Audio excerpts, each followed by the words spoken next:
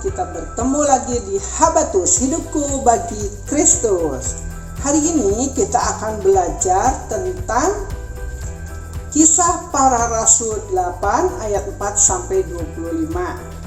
Mari kita awali dengan doa. Kita selalu meminta pimpinan Tuhan. Yuk kita sama-sama berdoa. Bapa di dalam surga, di dalam Tuhan Yesus Kristus, kami mengucap syukur saat ini Tuhan memberi kesempatan kepada kami untuk kami belajar akan firman-Mu. Tuhan pimpin supaya kami mengerti apa yang kami pelajari. Dalam nama Tuhan Yesus kami berdoa dan ucap syukur. Amin. Apakah kalian pernah hidup dengan pura-pura baik, pura-pura belajar, pura-pura beribadah mungkin, atau segala hal pura-pura, tidak dengan tulus hati? Pernah nggak? Enggak ya, Ibu yakin kalian adalah anak-anak yang baik. Kita akan baca di Kisah Para Rasul 8 ayat 4-25, tetapi Ibu akan baca sebagian saja. Kalian baca semuanya di rumah ya. Nah, Ibu akan mulai di ayat 9. Di kota itu ada seorang bernama Simon yang sejak dahulu telah melakukan sihir dan menakjubkan rakyat Samaria serta mengaku sebagai orang besar. Semua orang besar kecil mengikuti dia dan berkata orang ini adalah kuasa Allah yang disebut kuasa besar. Mereka mengikutinya karena sudah lama ia menakjubkan mereka dengan sihirnya. Namun sekarang mereka percaya kepada Filipus yang memberitakan Injil tentang kerajaan Allah dan tentang nama Yesus Kristus, dan mereka dibaptis baik laki-laki maupun perempuan. Simon sendiri juga percaya, dan sesudah dibaptis ia senantiasa bersama Filipus dan takjub ketika ia melihat tanda-tanda dan mujizat-mujizat besar yang terjadi. Ketika rasul-rasul di Yerusalem mendengar bahwa tanah Samaria telah menerima firman Allah, mereka mengutus Petrus dan Yohanes ke situ. Setibanya di situ, kedua rasul itu berdoa supaya orang-orang Samaria beroleh Roh Kudus, sebab Roh Kudus belum turun di atas seorang pun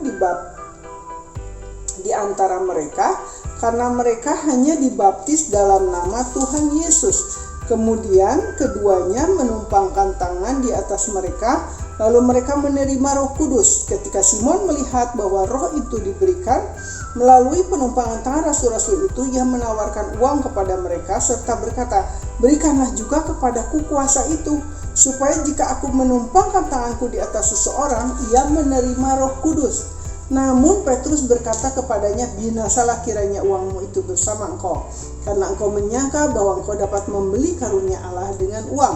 Tidak ada bagian atau hakmu dalam hal ini, sebab hatimu tidak lurus di hadapan Allah. Jadi bertobatlah dari kejahatanmu ini dan berdoalah kepada Tuhan, semoga ia mengampuni niat hatimu ini. Sebab kulihat bahwa engkau memendam iri hati yang pahit dan terjerat dalam kejahatan." Jawab Simon, "Hendaklah kamu berdoa untuk aku kepada Tuhan, supaya kepadaku jangan kiranya terjadi segala yang telah kamu katakan itu." Setelah keduanya bersaksi dan memberitakan firman Tuhan, mereka kembali ke Yerusalem. Di sini yang bernama Simon tadi itu adalah tukang sihir, ya, dan terkenal di daerah itu, seolah-olah orang-orang mengatakan itu adalah kuasa besar dari Allah. Ya, tetapi setelah Filipus ada di sana di daerah Samaria, orang-orang jadi mengikuti pengajaran yang Filipus katakan, yang Filipus sampaikan tentang kerajaan Allah. Mereka jadi percaya, kemudian dibaptis, dan Simon juga adalah salah satunya. Dia juga percaya, dia juga dibaptis gitu ya, dalam nama Tuhan Yesus. Nah, setelah rasul-rasul di Yerusalem mendengar bahwa tanah Samaria banyak orang percaya, akhirnya Petrus dan Yohanes dikirim ke daerah Samaria ini. Karena di sana baru orang-orang dibaptis dalam nama Tuhan Yesus, mereka belum dapat Roh Kudus. Akhirnya di situ Petrus menumpangkan tangan atas mereka, berdoa kepada Tuhan, minta Roh Kudus turun, dan Roh Kudus turun atas mereka. disangka oleh Simon yang melihat kejadian ini bahwa dengan cara menumpangkan tangan bisa dia juga seperti itu, melakukan seperti itu supaya orang-orang dipenuhi Roh Kudus. Akhirnya dia minta mau dibayar, itu namanya Petrus dan Yohanes, supaya dia juga dapat kuasa seperti itu, bisa menumpangkan tangan ke orang dan orang-orang dapat Roh Kudus. Nah, ternyata salah ya apa yang dipikirkan oleh Simon ini. Kemudian Petrus marah terhadap Simon.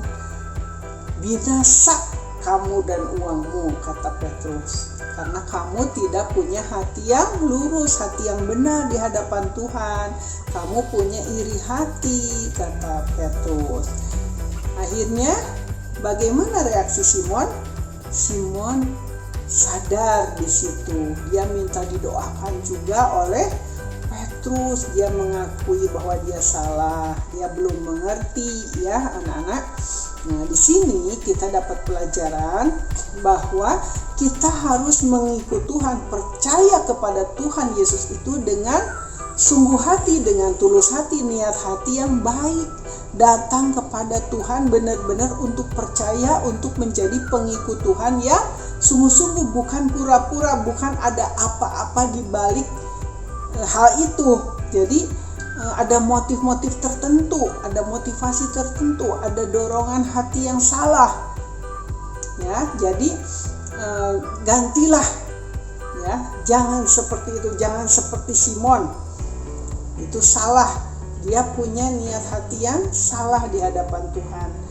Jadi kalau kita percaya kepada Tuhan Yesus, memang kita percaya dia adalah Tuhan yang layak dipuji, layak disembah, layak dipercayai. Karena dia adalah Tuhan sendiri yang bisa menuntun kita kepada jalan yang benar. Kita harus benar-benar bertobat. Anak-anak, ya, belajarlah. Kita datang beribadah kepada Tuhan dengan tulus hati. Memang kita mau niat mengucap syukur kepada Tuhan atas keselamatan yang sudah diberikan oleh Tuhan kepada kita. Ya, kita sungguh-sungguh mau berniat mengikut Tuhan, mengenal Tuhan lebih banyak lagi, mengasihi Tuhan, memuliakan Tuhan, menyenangkan hati Tuhan dengan segala perbuatan kita. Bukan seperti Simon, ada sesuatu di balik dia percaya. Ada niat yang salah. Tapi kita harus punya hati yang tulus, hati yang benar di hadapan Tuhan dan bertobat. Bertobat, berbalik dari segala dosa-dosa kepada jalan Tuhan. Ya. Jadi demikian, hari ini kita belajar tidak seperti Simon yang berpura-pura, ada motivasi, ada niat hati yang salah di hadapan Tuhan dalam pengiringannya kepada Tuhan. Misalnya kalian, saya mau setia kepada Tuhan karena saya perlu dapat nilai ini buat sekolah. Kalau anak-anak yang sekolahnya di sekolah negeri misalkan, karena saya harus dapat nilai bagus, jadi saya mau rajin ke gereja. Itu berarti motivasinya salah. Ya, jadi ke gereja hanya untuk nilai di sekolah, nilai ulangan. Udah itu, udah deh, nggak mau datang lagi sekolah minggu, nggak mau datang lagi ibadah. Tapi nanti kalau udah mau ujian lagi, datang lagi ke gereja, datang lagi setia ke gereja, udah dapat lagi nilainya, udah berhenti dulu. Nah, tidak seperti itu, ya. Tetapi kalian harus dengan tulus hati bahwa saya mau beribadah kepada Tuhan, mau sungguh-sungguh mengikut Tuhan. Kita berdoa. Bapa dalam surga, terima kasih buat pengertian yang Engkau berikan kepada kami, supaya kami hidup tulus di hadapan Tuhan, mengiring Engkau, beribadah kepada Engkau dengan tulus hati, dengan sungguh-sungguh, dengan bertobat, dengan berbalik kepada Tuhan dan mengasihi Tuhan. Karena Engkau sudah lebih dahulu mengasihi kami, karena Engkau sudah menyelamatkan kami. Engkaulah Tuhan Juru Selamat Penebus. Engkaulah Tuhan kami yang sudah begitu baik bagi kami. Terima kasih Bapa. Dalam nama Tuhan Yesus Kristus kami berdoa dan ucap syukur. Amin. Sampai berjumpa lagi di Habatus yang akan datang. Tuhan Yesus memberkati.